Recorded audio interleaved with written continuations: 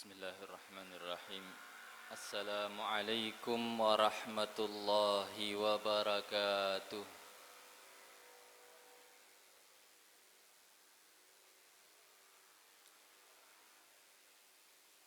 Bismillahirrahmanirrahim. Alhamdulillahilladzi hadana lihada wa ma kunna linahtadiya laula an hadanallah. Ashhadu an la ilaha illallah wahdahu la syarika lah wa ashhadu anna Muhammadan abduhu wa rasuluhu la nabiyya ba'dah. Allahumma salli wa sallim wa barik ala Muhammadin wa alihi kama sallaita wa sallamta wa barakta ala Ibrahim wa alihi innaka hamidum majid. Amma ba'd. Alhamdulillah, jamaah kajian jelang buka puasa yang dirahmati oleh Allah. Puji syukur kita kepada Allah Subhanahu wa ta'ala karena berkat rahmatnya, berkat hidayah dan taufiknya, Allah mampukan kita, Allah takdirkan kita untuk kembali bertemu di majelis ilmu yang insya Allah banyak mendatangkan barakah bagi kita semua, menambah keimanan kita insya Allah, menambah tabungan pahala kita ketika kelak kita menghadap Allah Subhanahu wa ta'ala. Amin ya rabbal alamin. Hadirin wal hadirat yang dirahmati oleh Allah, dalam surah Al-Mujadalah Allah Ta'ala berkalam, Ya ayyuhalladzina amanu idza qila lakum tafassahu fil majalis. Wahai orang-orang beriman, apabila diseru, dikatakan kepada kalian, dikomando kepada kalian, tafassahu fil majalis, longgarkanlah dalam majelis-majelis. Fafsahu, maka berikan kelonggaran. Yafsahillahu lakum, niscaya Allah akan memberikan kelonggaran untuk kalian. Wa idza qilan syuzu fanshuzu, dan jika dikatakan kepada kalian berikan tempat, maka berikan. Yarfa'illahu alladhina amanu minkum, Allah akan mengangkat derajat orang-orang beriman dari kalian. Walladzina utul ilma, dan orang-orang yang diberi ilmu, orang-orang yang berilmu. Darajat, beberapa derajat lebih tinggi daripada orang yang sekedar beriman saja namun sedikit ilmunya.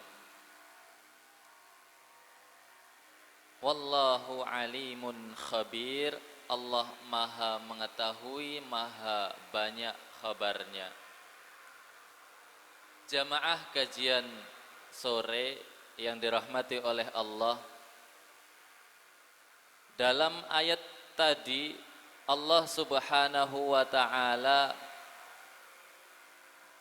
menyampaikan kepada kita tentang adab majelis, adab yang harus kita lakukan di dalam majelis, terutama tentunya majelis-majelis ilmu seperti ini. Ketika kita hadir di dalam majelis, lalu kita dapatkan ada tempat yang masih bisa kita tempati, maka kita merapat untuk memberikan ruang bagi saudara-saudara kita yang lain yang datang belakangan supaya mendapatkan tempat di majelis. Bahkan sampai kalau ada komando dari misal dari imamnya atau dari takmirnya untuk lebih merapat, maka kita juga diperintahkan untuk merapat supaya itu memberikan tempat itu tadi. Dan kemudian yang kedua, selain adab majelis, Allah Subhanahu wa taala mengkhabarkan tentang keutamaan orang berilmu. Sama-sama beriman, namun ketika orang beriman itu punya ilmu lebih, maka derajatnya ditinggikan oleh Allah melebihi derajat orang beriman yang biasa-biasa saja. Jamaah yang dirahmati oleh Allah, dalam kaitan dengan ilmu, fungsi ilmu selain nanti derajat orang berilmu itu dinaikkan, ditinggikan sama Allah, fungsi lain adalah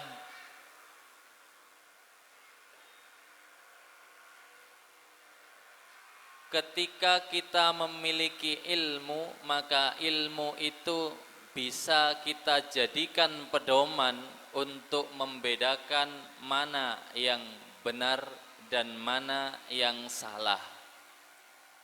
Karena seringkali Allah Subhanahu wa ta'ala memerintahkan kepada kita beberapa hal yang itu hanya bisa kita kerjakan, hanya bisa kita laksanakan dengan baik kalau kita punya ilmu.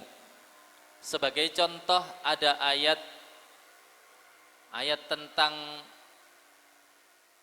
tentang tabayyun. Allah katakan, ya ayyuhalladzina amanu in ja'akum fasikun binaba fatabayyanu. Wahai orang yang beriman, kalau ada orang fasik datang kepada kalian membawa berita, maka bertabayyunlah, carilah kebenarannya, telisiklah kebenarannya, betul atau tidak. Di dalam ayat tersebut tentang tabayyun, Allah katakan in ja'akum fasikun. Orang fasik yang dimaksud di dalam ayat tersebut adalah orang yang mempunyai kecenderungan atau biasanya membawa berita yang tidak benar, tidak valid. Itu sudah dalam hal berita dia tergolong orang fasik. Berarti dengan patokan itu kita bisa ambil garis yang lebih umum. Kalau beritanya jelas tidak benar, maka berarti orangnya jelas fasik meskipun dia tidak punya track record membawa berita tidak benar. Misal ada orang sehari-hari jujur terus, tahu-tahu dia bawa berita, barusan saya lihat unta bertelur misalnya, itu kan jelas tidak benar. Nah, orang kayak begitu, meskipun dia nggak punya rekam jejak membawa berita bohong, tapi kalau beritanya jelas bohong, bukan guyon, dia sungguh-sungguh, maka itu orangnya tergolong fasik dalam kaitan dengan berita. Jadi ini bisa kita jadikan patokan ya, untuk bisa tahu berita itu benar atau tidak, ya kita harus punya ilmu. Makanya tadi ilmu itu sangat penting buat kita bisa mengamalkan perintah atau beberapa perintah dari yang telah Allah perintahkan kepada kita. Termasuk tentang tabayyun tadi, kita bisa telan berita itu mentah-mentah atau kita harus cari kebenarannya dulu. Nah, kalau kelihatan beritanya nggak benar, wis jelas bohong, ya berarti harus di cross check, klarifikasi, ditanyai orang yang bawa berita itu, kok ngomongmu sengawur itu dapat dari mana? Begitu. Demikian juga ilmulah nanti yang bisa menyelamatkan kita ketika nantinya akan ada suatu masa sebagian orang beriman, tidak harus kita juga, sebagian orang beriman nanti akan menemui dengan makhluk Allah yang oleh Rasulullah sallallahu alaihi wasallam katakan makhluk ini termasuk Bani Adam, anak turunnya Nabi Adam, tapi rupanya dia diberikan beberapa kelebihan oleh Allah melebihi Bani Adam yang lain. Dan sayangnya orang ini diberi kelebihan itu bukan lantas bersyukur menggunakan kelebihannya untuk beramal soleh, menambah ibadah, bukan. Dia malah pertamanya mengaku sebagai nabi, wes sesat toge. Berikutnya dia mengaku dialah Tuhan yang berhak disembah. Makhluk ini, manusia ini sudah sering kita dengar namanya, sudah sering kita dengar julukannya, biasa disebut dengan Ad-Dajjal. Sudah sering dengar toh nggih? Itu manusia itu. Loh kok di gambar-gambar itu biasanya diilustrasikan orangnya gede, matanya mek satu tok di tengah-tengah. Kalau besar mungkin iya, manusia bisa besar, tapi kalau matanya satu tok di tengah-tengah itu tidak cocok dengan ciri-ciri yang disampaikan oleh Rasulullah. Rasulullah mengatakan dia matanya yang satu itu pecah, berarti kan punya dua toh nggih, cuma yang satunya rusak. Jamaah yang dirahmati oleh Allah, digambarkan sedemikian rupa bahwa makhluk ini, Dajjal ini sangat sakti. Kalau kita bahasakan di bahasa kita itu sakti. Dia bahkan bisa mengeluarkan makanan dari tangannya, mungkin seperti sulap, tapi ini nyata, memang betul-betul makanan yang dia keluarkan dan bisa dikonsumsi. Bahkan yang lebih dari itu, dia bisa menunjuk langit, memerintahkan langit yang semula menurunkan hujan ketika orang di satu daerah yang dia datangi tidak mau mengakui dia sebagai Tuhan, itu dia bilang ke langitnya, langit berhenti, jangan turunkan hujan, sehingga terjadi kemarau. Dia diberi kekuasaan sedemikian oleh Allah, dia gunakan untuk mendakwakan bahwa dirinya Tuhan. Sebaliknya dia bisa perintahkan agar langit menurunkan hujan, tentu atas izin Allah. Ketika dia dapati suatu daerah kering tapi mau beriman kepada dia, maka itu bisa dikompromikan, sudah jadi makmur lagi. Jamaah yang dirahmati oleh Allah, melihat kesaktian itu tentunya kita butuh ilmu untuk mengetahui bahwa yang kayak begitu itu bukan sesuatu yang mustahil bagi Allah. Allah itu berkuasa sehingga Allah bisa memberikan sebagian dari kuasanya kepada makhluk yang dia kehendaki. Loh, kenapa kok yang dikasih kemampuan seperti itu kok malah Dajjal, bukan orang-orang solih yang ada di sekitar kita? Ya karena memang Allah mau menguji manusia, terutama itu nanti menjadi ujian terberat buat manusia di akhir zaman. Dalam salah satu hadis Rasulullah sallallahu alaihi wasallam bersabda, ceritanya waktu itu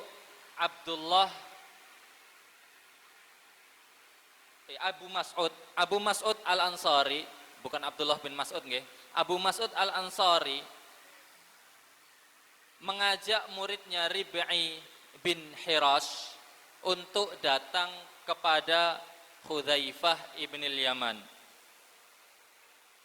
Abu Mas'ud al-Ansari dan Hudzaifah bin Yaman ini sama-sama sahabat Nabi. Si Abu Mas'ud ngajak muridnya, ayo ke Hudzaifah, kita berguru ke sahabat yang lain. Jadi mboten salah kalau kita misalnya sebagai pendidik, sebagai guru, kemudian mengajak murid kita ke guru yang lain. Mungkin kalau bahasa sekarang ya studi tour atau studi banding atau studi tiru. Niku sudah ada contohnya dulu sejak zaman sahabat. Datang kepada Hudzaifah ibn al-Yaman, kemudian Abu Mas'ud yang menjadi jembatan. Mungkin si muridnya ini sungkan nggih, nek ngomong kepada koncone gurune itu enggak enak, maka gurunya sendiri sesama guru yang berbicara, hadithni ma sami'ta min Rasulillahi sallallahu alaihi wasallam, ceritakan kepadaku, maksudnya ya kepada saya dan murid saya ini yang sudah pernah kamu dengar dari Rasulullah sallallahu alaihi wasallam. Wis apa saja sakarep. Wong ini studi banding ulama, tentunya ulama itu warasatul anbiya, pewarisnya para nabi. Nabi itu kan enggak mewariskan harta. Yang diwariskan oleh Rasulullah ya Al-Qur'an dan As-Sunnah. Maka yang ditanyakan ya apa yang sudah pernah Rasulullah sabdakan dan kamu dengar. Maka Hudzaifah ibn al-Yaman mengatakan ternyata yang dia sebutkan itu cerita tentang manusia ini tadi, Ad-Dajjal tadi. Tentang Dajjal Rasulullah pernah bersabda bahwa fa innad Dajjal yakhruju. Dia ketika dia keluar ke tengah-tengah manusia, maka wa inna ma'ahu ma'an wa nara. Dia membawa air dan api. Bukan Dajjal ini bukan avatar nggih, membawa elemen air dan api mboten. Ini dia bawa air dan api itu, kalau kata ulama, air itu bisa memang wujudnya memang betul-betul air, berarti koyo avatar. Api ya betul-betul api. Bukan begitu, ada yang begitu, tapi ada yang lebih mendekati kebenaran bahwa air dan api yang dimaksud itu, air itu kenikmatan, api itu siksaan atau ketidakenaan yang dibawa bersama Dajjal itu tadi. Dia membawa dua hal. Maka kalau wasiat dari Rasulullah, fa ammal ladzi yarahun nas ma'an, sesuatu yang manusia yang banyak orang lihat itu sebagai air, maka sebenarnya fanarun tuhrik, itu sebenarnya api yang bisa membakar. Di balik itu ada api neraka yang menyala-nyala siap membakar orang yang memilihnya. Wa ammal ladzi yarahun nas naran, yang dilihat oleh banyak orang sebagai api, sebaliknya maka famaun baridun, itu adalah air yang segar,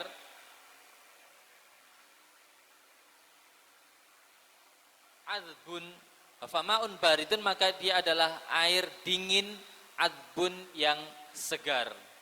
Faman adrakahu minkum, maka kalau ada di antara kalian yang menemui si Dajjal ini tadi, falyaqa fil ladzi yarahu naran, maka hendaklah dia memilih apa yang dia lihat sebagai api.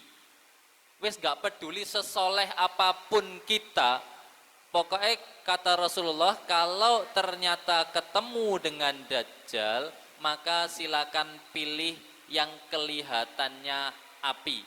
Loh, apa ndak bisa toh orang solih pandangannya dinormalkan sehingga yang kelihatannya api itu dia di pandangan dia menjadi air, menjadi kenikmatan, yang kelihatannya sengsara, yang kelihatannya nikmat itu di penglihatan dia, oh ini di balik ini ada api neraka. Apa nggak bisa orang solih dinormalkan seperti itu pandangannya oleh Allah?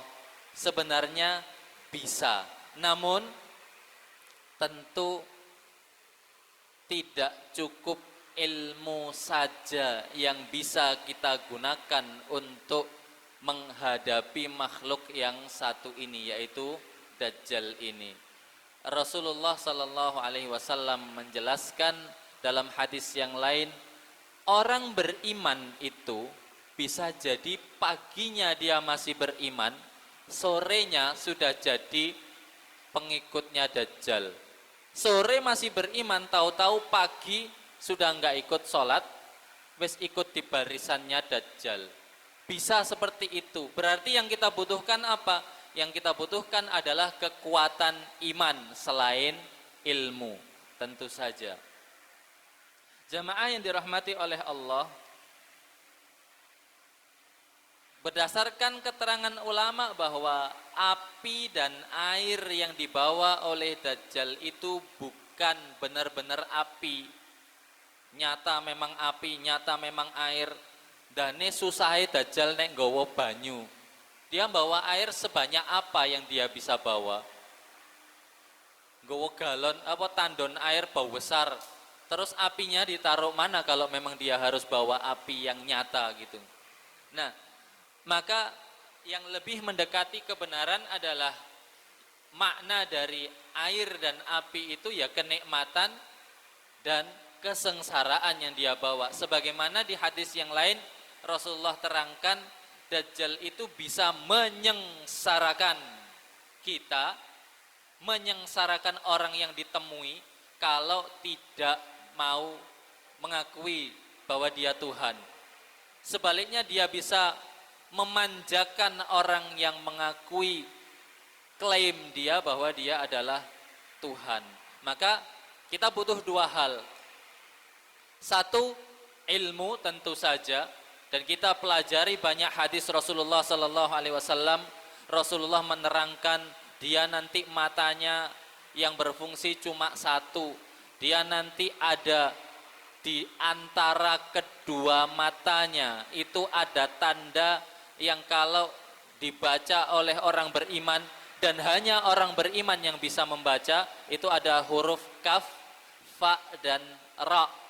Itu akronim dari kufur atau kafir dan sebagainya. Nah, kemudian dia nanti membawa api dan air, maka suruh pilih yang api. Tentu tidak semua orang punya cukup ilmu. Kenapa? Karena kalau kita kaitkan dengan hadis yang lain, Rasulullah menerangkan sebelum Dajjal yang terakhir itu akan ada, kalau di hadisnya disebutkan kata salasun, 30 dajjaluna kadzabun. 30 dajjal-dajjal kecil, tentu semuanya, karena kata dajjal itu artinya pendusta. Tentu semuanya kadzabun, mereka semua tukang dusta. Kulluhum yas'umu annahu nabiyun Rasulullah. Setiap dari 30 itu mengklaim bahwa dirinya adalah nabi. Dari dajjal-dajjal kecil ini tentu ada beberapa sifat yang mirip dengan dajjal yang terakhir. Kalau kita kaitkan dengan akhir zaman nggih, zaman ini yang kita lihat kan semakin modern. Rasulullah Sallallahu Alaihi Wasallam terangkan Dajjal itu matanya yang satu cacat. Yang bisa melihat kecacatan matanya siapa? Orang beriman. Yang bisa melihat tulisan kafara di antara kedua matanya siapa? Orang beriman, baik itu orang berimannya sudah pernah bisa baca atau belum pernah bisa baca. Dia buta aksara atau bisa membaca, tetap bisa tahu tulisan yang ada di antara kedua matanya Dajjal. Berarti kan memang Allah takdirkan orang beriman itu mengenali tanda itu. Alhamdulillah. Berarti kan memang Allah takdirkan hanya orang beriman yang bisa mengenali tanda itu tadi. Maka kalau lihat zaman yang semakin modern, kira-kira wong kita lihat orang-orang yang bukan orang Islam saja, padahal dia bukan dajjal, itu mereka juga rajin membaca Al-Quran, sering baca Al-Quran. Lah kira-kira si dajjal ini yang jelas musuhnya orang Islam, mosok yo enggak baca Quran, enggak baca hadis. Saya pernah diceritani sama guru saya, kebetulan beliau pernah berkunjung ke salah satu tempat namanya Leiden. Leiden itu mungkin di Belanda BNG. Pokoknya beliau ke Leiden itu, mbuh Belanda, mbuh Swiss, saya lupa, Belanda kayaknya. Ya nggih, di Belanda itu di salah satu universitas, karena beliau diundang sebagai kapasitas beliau sebagai kiai, maka yang ngundang juga akademisi.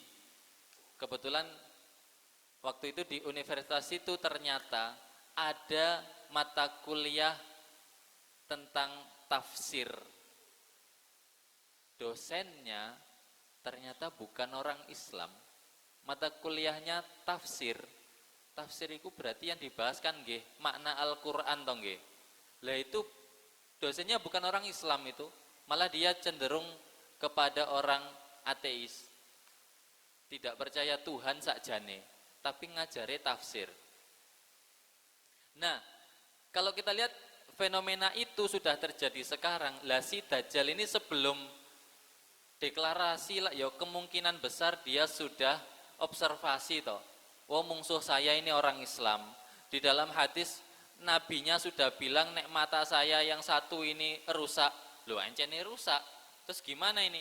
Ah ya wes, karena teknologi medis sudah maju, aku tak operasi mata. Lah ya bisa saja toh Dajjal operasi mata, sehingga tidak ketahuan oleh orang biasa bahwa matanya itu yang satu sudah rusak. Tapi tetap dengan kekuasaan Allah, Allah akan tunjukkan kepada orang beriman, matanya tetap terlihat rusak bagi orang beriman.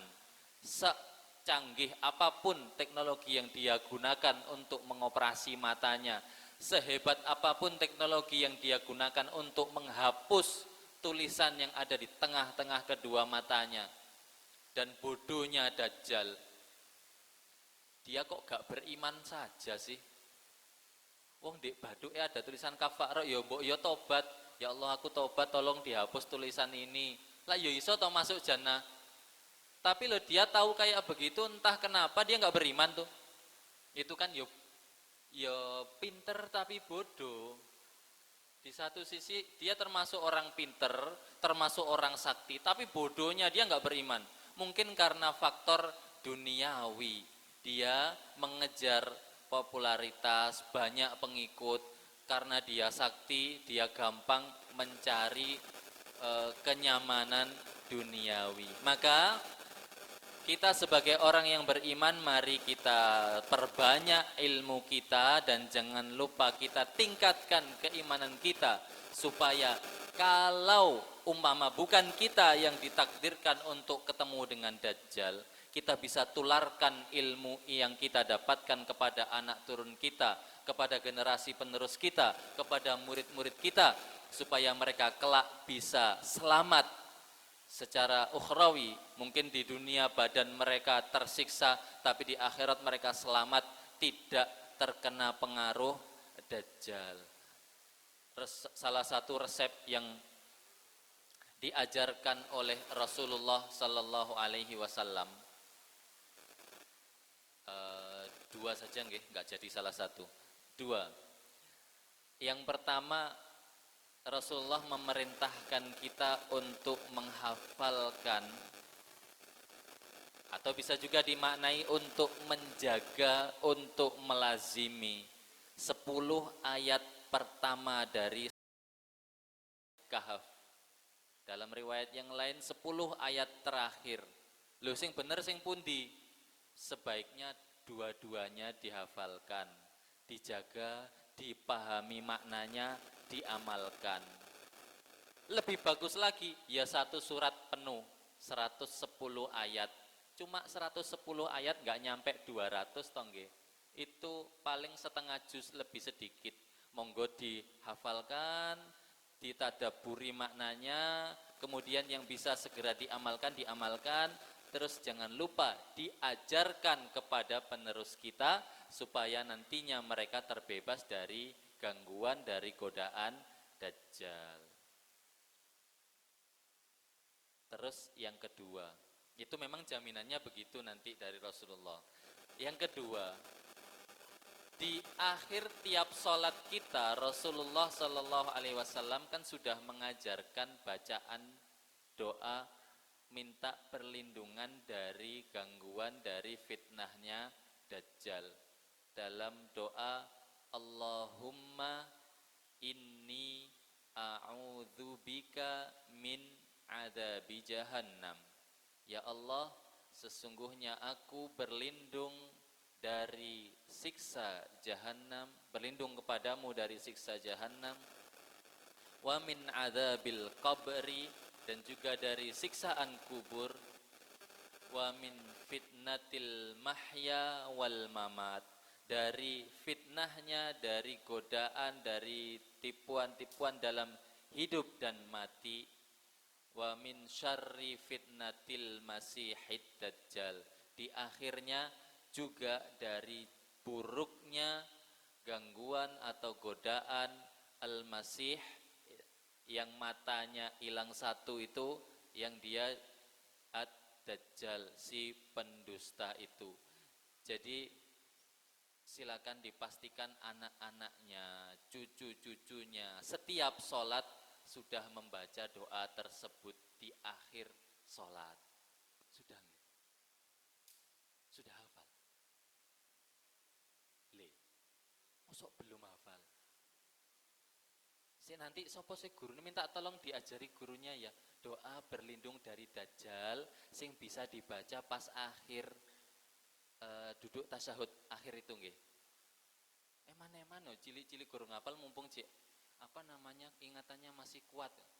Nanti nek wis kadung gede gak apal-apal ngapal none berat loh. Engko keselimur golek duit, keselimur kerja, ya toh gak sempat ngapal no. Nggih. Mumpung Ramadan pisan iki hafalno. Al-Kahfi hafal nggih? Oh dereng yo an. Wah iki PR gurumu kok akeh to le. Saya kebetulan ngajar di SD Aisyah. Nggih rada pamer kedik nggih. Tapi sakjane niki supaya dicontoh. Murid-murid itu kita ajari untuk membaca doa itu tadi. Kemudian juga Al-Kahfi itu dibaca bareng-bareng tiap Jumat, diwaca sing banter, sing belum hafal kudu melo umi-umi, sing wis hafal mulutnya bersuara biar temannya dengar bisa ikut nirukan, engko lama-lama hafal-hafal sendiri. Alhamdulillah bisa dibilang mayoritas murid-murid kami sudah hafal insyaallah ayat 1 sampai 10, beberapa sudah sampai 15, ada juga yang sudah sampai 110. Sayangnya saya belum nyemak satu-satu. Sing sudah tak semak itu juz 30, juz 29, 28, 27, 26 sama 25 sama 1. Sing Al-Kahf kan juz 15 belum tak semak itu. Nggih mangke insyaallah PR saya itu. PR ku 1, PR gurumu loro. Ya, saya guru, PR saya 1 tadi, nyemak itu gurumu loro PR. Sekolah pundi? Sekolahnya beda-beda, ngajinya sama. Oke, wes pokoknya ikulah ya PR ya. Gurumu enek pora. Monggo nanti yang muridnya belum hafal silakan diajari. Itu resep dari Rasulullah. Jadi yang satu kita butuh ilmu tentu untuk mengetahui, oh ini sabda Nabi begitu. Yang kelihatannya nikmat sebenarnya itu azab di belakangnya sudah menanti kalau kita pilih. Yang kelihatannya tidak enak, oh itu sebenarnya kita dinantikan oleh surga kalau kita pilih itu. Itu ilmu. Terus keimanan, kekuatan keimanan yang harus kita miliki, kita minta kepada Allah supaya diberi kekuatan itu.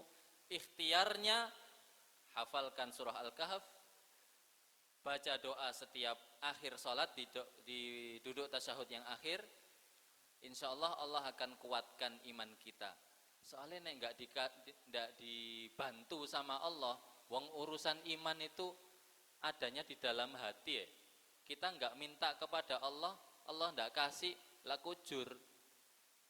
Ilmunya sudah ditambah, titelnya wis ngerentep, juga jejer seluruh disiplin ilmu diambil, titelnya panjang. Tapi imannya nggak minta kepada Allah. Ilmu tafsir belajar, spesialis hadis juga iya, langsung kuliah lagi usul, habis itu kuliah lagi masalah sejarah Islam. Pokoknya sing tentang keislaman perkuliahannya diambil semua, doktoral KB misalnya. Jadi dia punya banyak titel banyak ijazah doktoral dalam bidang keislaman komplit, tapi ikhtiar untuk meningkatkan keimanannya kurang. Ilmu ada, amalnya kurang. Nah itu yang bahaya, karena nantinya yang kita lihat sebagai air itu bukan nyata-nyata air, itu ya kenikmatan. Wong kita dapat iming-iming duduk di sini saja, ini di bawahnya AC, sejuk. Ngono wis kepincut tok. Lampu merah itu pas siang-siang, di depan lampu merah itu gak ada pohon, terus agak jauh ada pohon, lampunya merah. Naungan pohon tok ae lho, banyak yang milih kok. Apalagi yang ditawarkan sama Dajjal iki enak lho. Kira-kira kepincut mboten? Wong naungan pohon tok ae wis kalah kok. Milih gak berhenti di depan lampunya pas kepanasan, milih ning nggone agak minggir, rodok jauh dari lampu merahnya itu. Di perempatan Tugu itu saya sering lihat itu, di depan Istana Musik ada pohon kan nggih. Nek di bawah lampu merahnya nggak ada pohonnya. Nah, itu ngiyup di situ lampu merah. Apalagi nanti iming-imingnya Dajjal sing lebih menggiurkan. Alah, nggak yakin nek imannya nggak kuat kok iso nolak itu. Sekarang antara beli sesuatu kebutuhan, kita memang butuh nih baju. Di toko yang sebelah barat itu diskon 10%. Di toko yang sebelah timur diskon 30%. Sing laris pundi? Sing diskon 30% no. Padahal itu belum sampai gangguannya Dajjal. Loh itu sesuatu yang halal nggih. Tapi nek sing nggone Dajjal iku kok menggiurkannya lebih dari itu. Mau beriman dimanjakan sama dia, gak mau beriman ya disengsarakan. Panas ya pewanas. Harusnya padi itu sudah panen bulan-bulan ini, itu sejak awal tanam belum sempat tumbuh wis kering. Memang begitu, diganggu seperti itu sama Dajjal. Maka ilmu kita perlu, keimanan juga perlu kita tingkatkan, ikhtiarnya dengan meminta kepada Allah supaya diberi kekuatan, diberi perlindungan dari fitnah, dari gangguan Dajjal, sekaligus kita berusaha menghafalkan, mentadabburi, mengamalkan dan mengajarkan kandungan surah Al-Kahf ayat 1 sampai 10 atau 101 sampai 110 atau lebih baik 1 sampai 10 dan 101 sampai 110 atau lebih bagus lagi 1 sampai 110 semuanya satu surat. Demikian kiranya tentang manfaat ilmu yang bisa saya sampaikan pada kesempatan kali ini. Yang pertama sebagai ringkasan tadi, manfaat ilmu yang pertama kita bisa membedakan atau kita bisa maksimal mengamalkan perintah Allah yang tadi dicontohkan dalam hal tabayyun, dalam hal orang fasik yang membawa berita, kita bisa pastikan apakah orang yang bawa berita itu adalah orang fasik atau orang normal. Nek fasik berarti mboten normal. Ketoke soleh tapi membawa berita jelas dusta, maka dia fasik. Nah, ataukah orang itu sekedar orang biasa yang tidak tahu apa-apa namun terbawa arus berita yang ada, maka kita bisa bertabayun, tidak langsung menelan berita yang kita dengar mentah-mentah.